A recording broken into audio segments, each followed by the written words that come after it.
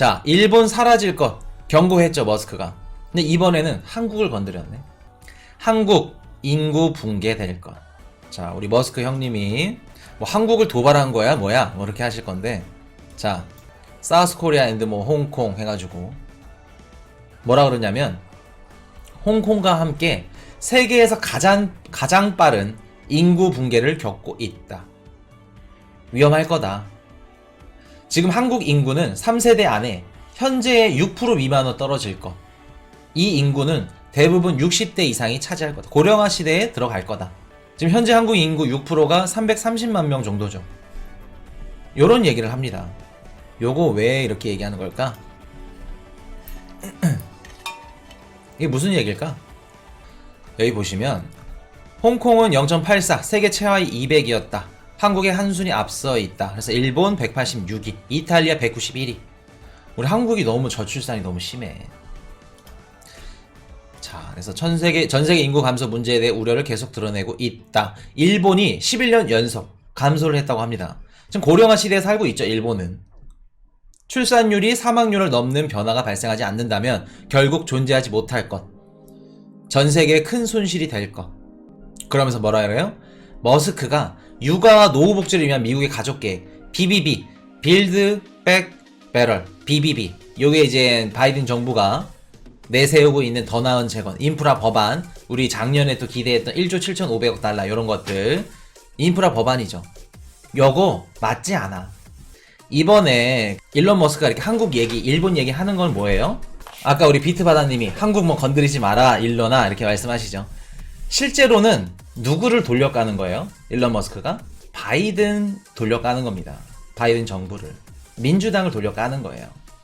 자, 그거 관련된 내용은 제가 좀 이따 말씀을 드릴 거고, 한국과 일본, 홍콩을 비틀으면서 바이든 정부 까는 겁니다. 자, 요거 내용 말씀드릴게요. 자, 우리가 이제 블록 경제화 시대에 이제 들어서게 될 건데, 아까 코인이슈가 말씀드렸듯이 요거 LPEP 출범하면서 인구수가 굉장히 중요해질 거다. 이제 인구가 많은 국가들이 굉장히 좀 강대국으로 들어설 거다 말씀드렸던 게 뭐냐면, 앞으로 이제 인구수가 뭐 인력도 그렇고 굉장히 더 중요해질 겁니다. 기존보다.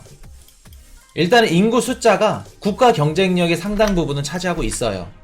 뭐 경제는 물론이고 외교라던가 안보 요런 그 모든 분야에서도 중요한 부분을 차지하고 있죠. 군사력도 뭐 군인들이 많으면 더 강력하고 더 좋은 거니까.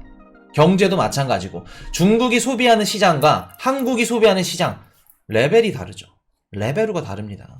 그냥 여기는 뭐 대형 시장, 그리고 우리는 그냥 뭐 중소 뭐라 그럴까, 그냥 구멍가게라고 하면은 여기는 홈플러스, 홈마트, 대형마트야. 그렇기 때문에 인구 숫자가 굉장히 중요하다. 그리고 인구 숫자가 많다는 거 뭐가 중요하다고 말씀드렸죠? 소비할 수 있는 숫자가 많다는 겁니다. 인구수가 많으면 그만큼 소비가 많아. 그럼 소비가 많으면 어떻게 돼요? 경제가 살아나면서 그 국가 GDP 성장률이 올라가는 겁니다.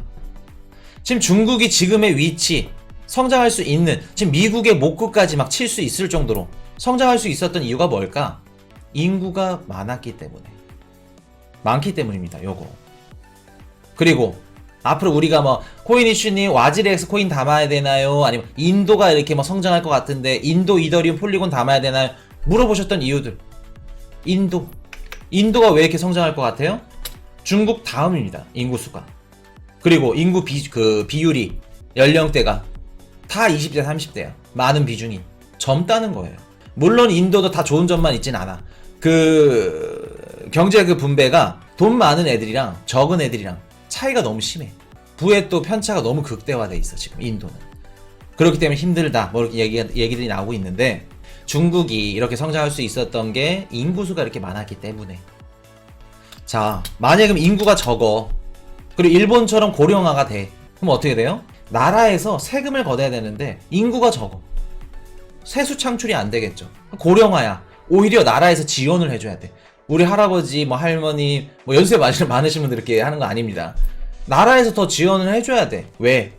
사회정책을 펼쳐야지. 사회보장 이런 것들. 오히려 수요보다, 세수 창출보다 나가는 돈이 더 많아. 지출 수요가 더 많아. 이렇기 때문에 정부에서 어떻게 해요? 지원을 해주면서 출산 장려 정책, 애 좀 낳으세요, 결혼 좀 하세요, 각종 지원들을 해주는 이유가 다 이겁니다. 어떤 분들 이렇게 생각하시죠? 야, 나라에서 애만 낳으면은 뭐 돈을 뭐 얼마 준대, 뭐 1억 준대, 뭐 둘째부터 얼마 지원을 해준대, 뭐 학비 대준대. 야, 지금 가뜩이나 세금도 많이 안국 지금 그 부족한 판에 국가 재정도 힘든데 이렇게 하면 뭐하니? 뭐 나라가 어떻고 뭐 정권이 어떻고 뭐 정치가 어떻고 이런 얘기들 나오죠. 정부에서 이렇게 지원해준 이유가 뭘까?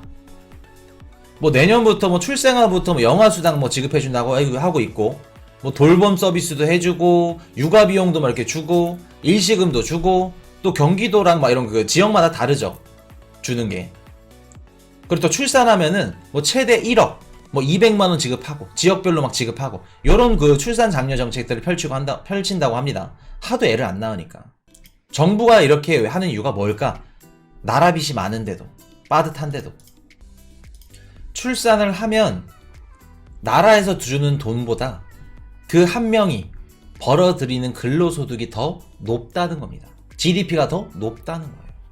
나라든 기업 대 기업이든 하다못해 가족 사이여도 엄마랑 아들, 아빠랑 아들, 엄마랑 딸, 기브 앤 테이크가 딱 형성이 되어 있어.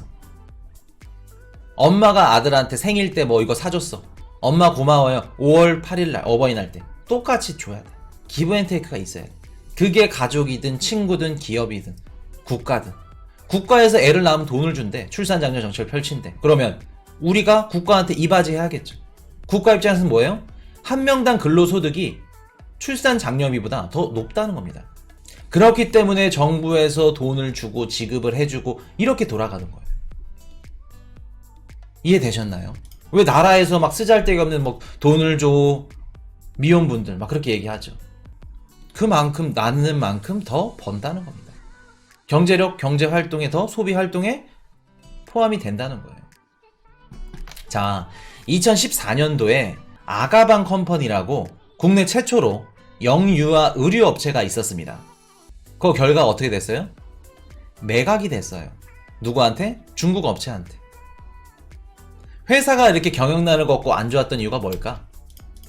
애를 낳지 않는데 영유아 의류업체가 어떻게 성장을 할 수가 있어? 저출산 문제 때문에 회사를 매각합니다. 중국한테. 지금 각국별로 이렇게 출산 장려 정책도 펼치고 있고, 싱가포르나 일본 같은 경우에는 이제 이민 정책을 통해서 저출산 문제를 조금이나마 완화를 하고 있다고 합니다.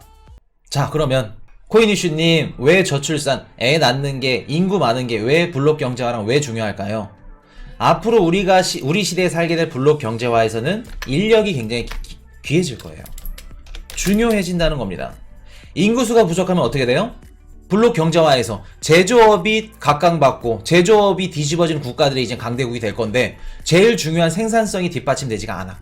10만 명에서 만드는 공장 그 생산 능력과 10,000명에서 만드는 공장 생산 능력이 비교가 안 되죠. 당연히. 인구수가 부족하면 블록 경제화에서도 살아남을 수 없다는 겁니다. 아까도 말씀을 드렸죠. 내가 강대국이고 잘 사는데 또 여기서도 뭐 전문직이야. 내가 변호사, 막 의사, 전문 그 직업을 갖고 있어. 유럽이고 미국이고 막 GDP 높은 국가들. 내가 프랑스 살아. 근데 그런 분들이 어딜 가요? 베트남, 필리핀 가가지고 일을 할 수도 있다는 겁니다. 인력이 굉장히 귀해진다는 거예요. 기본적으로 해외 노동자분들이 어떻게 해요? 못 사는 국가에서 잘 사는 국가로, 임금이 높기 때문에 가서 일을 하고 자국 내 가족들한테 송금을 해주죠. 이제는 그게 정반대로 자연스럽게 인력이 귀해지는, 기술력, 정보력이 귀해지는, 사람이 귀해지는 시대가 온다는 겁니다. 우리가 이런 것들이 커지게 되면은 이제 앞으로 투자를 할 때, 뭐 주식을 할 때, 비트코인 할 때 어떤 코인을 담아야 되고, 지금 코인이슈 방송을 보시면서 이거 듣는 얘기가 귀찮고 지루하고 재미없고 그런 얘기가 아니라 앞으로 우리가 어떤 코인을 투자할지가 나오는 겁니다. 분석이 되는 거예요. 쓰잘데기 없는 투자, 돈 잃을 수 있는 투자를 안 할 수 있다는 겁니다. 자, 앞으로 블록 경제, 인력이 중요해진대. 송금 시장 당연히 따라오겠죠. 아까 리플, 스텔라, 알고랜드, 뭐 신핀 네트워크 이런 거 말씀드리면서 앞으로는 해외 가서 일하는 분들 송금 시장이 더 활발해질 거야. 더 커질 거야. 그리고 1980년대 제조업이랑 이런 그 석유 국가들, 천연자원이 풍부한 나라들, 우리 오일머니, 사우디아라비아 이런 애들이 다시 각광받을 수 있다는 겁니다. 미국이 예전 같으면 뭐 오펙이라던가 사우디 석유 그 생산하는 기업들, 중동 코쟁이들 얘네들한테 되게 잘해줬어. 왜? 비 맞춰야 되거든. 우리가 원유를 그 수입을 해야 되고 생산을 해야 되고 하기 때문에 얘네들이 수출 안 해주면 우리도 힘들어. 군사적으로 지원해주고 경제적으로 지원해주는데 지금 미국 거들떠도 안 보죠. 왜 안 볼까? 셰일가스 이용해서 원유 생산하고 있죠. 굳이 필요 없다는 겁니다. 블록 경제화가 된다는 거예요. 우리가 생산할 수 있으니까 우리가 알아서 할게. 너네들한테 다시 경제 지원해줄 필요, 군사적 지원해줄 필요 없다는 겁니다. 그러면서 뭐라 그래요? 사우디나 아랍 이런 애들이 중국이랑 오일 달러가 아닌 오일 위안화 하겠다. 그런 기사들 나오는 겁니다. 이제는 정치를 모르면 투자를 할 수 없는 시대에 살게 되는 거예요. 우리 코인이슈 가족분들도 공부하셔야 됩니다. 정말로 경제보다 위에 있는 게 뭐다? 예, 정치. 우리나라 정치 말고 미국이나 아니면 각 국가별로 이런 그 어떤 상황인지 어떤 관계인지 이런 것들 각국별로. 자, 그러면 우리가 1980년대 제조업이나 석유 이런 그 천연자원이 풍부한 나라들 얘네들이 부유해지는 시대로 다시 이제 회귀하게 되는 건데 여기서 중요한 게 웹 3.0 요게 중요하다는 겁니다. 코인이슈님, 그러면 블록 경제화에서 웹 3.0은 왜 중요할까요? 아까 코인이슈가 뭐라 그랬죠? 일론 머스크가 한국, 일본 얘기하면서 인구수가 중요하다. 앞으로는 개인 정보라든가 인력이 돈이 되는 시대로 접어들게 되는 겁니다. 웹 3.0 플랫폼이 제일 그 주된 역할 하는 내용 그게 뭐죠? 기존에 있는 뭐 메타버스 아니면은 뭐 메타, 인스타그램, SNS 지금 보고 계시는 구글, 유튜브, 아프리카 이런 것들은 다 웹 2.0입니다. 기업이 많은, 예를 들어서 내가 영상을 만들고 이렇게 방송을 하는데 구글 애들이 더 많이 가져가. 수수료나 이런 거 미친듯이 떼가. 근데 웹 3.0은 제작자, 창작물 하시는 분, 창작하시는 분 그런 분들이 돈을 더 많이 가져가는 수익 구조가, 그게 웹 3.0이죠. 그리고 거기 웹 3.0 플랫폼이 나오면 앞으로 내가 개인 정보라든가 내 능력들, 내가 갖고 있는 지식들, 코인이슈 방송 보시고 코인 지식 그냥 그 웬만한 유튜브 방송하시는 분들보다 더 뒤집어져. 경제 뒤집어져. 경제 방송 해도 돼. 진짜로. 앞으로 그런 것들 1년, 2년, 3년 코인이슈랑 같이 공부하면서 그런 지식들 앞으로 어디서 팔아요? 웹 3.0 플랫폼 나오면 거기다 올리는 겁니다. 코인이슈 방송 1년, 2년 봤습니다. 저는 코인 지식이 이렇고 지금 코인 관련해서 회사를 차리고 뭐를 하고 있고 그런 내용들을, 그런 정보들을, 지식들을 누가 사요? 코인 관련 회사들이 플랫폼에서 사는 겁니다. 코인 관련 스타트업 기업을 가진 분들이, 아니면 코인 관련 뭐 티칭하는, 아니 뭐 인재를 배출해내는, 유튜브로 강사를 뭐 이렇게 배출하는 그런 기업에서 그런 정보들을 사는 겁니다. 돈을 주고. 그러면 한국, 뭐 영국, 유럽, 전 세계 각국에 그런 정보들이 있을 건데 다 그런 분들 일일이 찾아가지고 계좌 이체를 해주고 카드 결제를 해주고 전 세계 막 몇백만 명, 몇천만 명, 현실적으로 불가능하죠. 그때 결제하는 거, 결제 수단 뭘로 쓰인다? 코인으로 쓰이는 겁니다. 내가 결제 웹 3.0 플랫폼에 딱 넣어놓으면은 충전만 해놔. 내가 기업이야. 그러면 코인 이슈 갖고 있는 정보, 지식을 남들보다는 비싸게 팔아야겠지.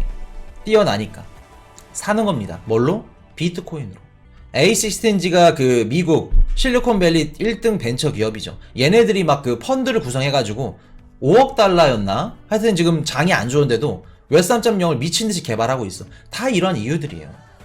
우리가 지금 쓰고 있는 네이버 블로그, 구글 블로그 이런 블로그들 지금 글을 아무리 뒤집어지게 잘 써도 돈을 주지 않아. 좋아요가 막 100개, 200개가 늘어나도 돈이 없어. 나중에 파워블로거가 되면은 막 식당 가서 공짜로 밥도 먹고 광고도 받고 수수료도 받고 부가적으로 돈을 벌 수 있지만 글을 잘 썼다고 해서 그 돈을 벌지 못해. 근데 웹 3.0 플랫폼, 웹 3.0 블로그 나오면 어떻게 돼요? 내가 미친듯이 글을 쓰면은 좋아요를 눌러주면 눌러주는 개수마다 코인을 받을 수 있어. 돈을 벌 수 있다는 겁니다. 창작자가. 그러면 기존에 돈도 안 주는 네이버, 구글 이런 블로그에서 글을 쓸까? 아니면 웹 3.0, 에이시스텐지가 만드는 이런 웹 3.0 블로그에서 글을 쓸까? 당연히 웹 3.0이지. 사용자가 늘어나기 때문에. 개인만의 표현, 정보 이런 것들을 앞으로 어디다 기재를 하고 어디다 써요? 웹 3.0 플랫폼. 근데 인구수가 많아. 웹3.0 이런 사업, 이런 그 소비 시장이 중국이 더 셀까? 한국이 더 셀까? 웹3.0 블로그가 나왔어. 중국은 인구수가 100만 명이야. 예를 들어서 100만 명에서 글을 써. 근데 한국은 10만 명이야. 10만 명에서 글을 써. 웹3.0 소비 시장이 누가 더 커질까? 중국이라고 하는 겁니다. 이래서 인구 숫자가 중요한 거예요. 앞으로 웹3.0 플랫폼 이용하면서 돈을 벌고 이렇게 수익 창출을 하는 것들이 인구수가 굉장히 중요하다는 겁니다. 그럼 반대로 우리가 블록 경제화 시대가 되게 되면은 우리가 지금 준비하고 남일 같은 몇 년 뒤에 일인 것 같은 아직 우리 일 같지 않은 웹3.0 플랫폼 앞당겨진다는 거예요. 가속화가 된다는 겁니다. 우리는 거기서 결제되는 비트코인을 투자하고 있는 거고. 이해되셨죠? 이렇기 때문에 인구 숫자가 굉장히 중요하다는 거예요. 웹3.0 이런 것들이 지금 내일 모레 당장 지금 써야 되는데 비트코인은 뭐라 할까? 도박이고 뭐 위험하고 변동성이 심하고 답답한 거죠. 왜 비트코인을 담아야 되는지 모르니까 단타 치고 샀다 팔았다 어디 매도 시점 잡았다가 그러고 있지. 인구 숫자가 굉장히 더욱더 중요해지는 현실에 살게 될 것이다. 그렇게 말씀을 드릴게요. 자, 정리해서 향후 블록 경제화 시대에서는 비트코인의 필요성은 더욱더 중요해질 것. 비트코인 선택이 아닌 필수가 될 것. 이렇게 말씀을 드리겠습니다. Hey, I got a confession. Been losing all momentum. Just because it's easy.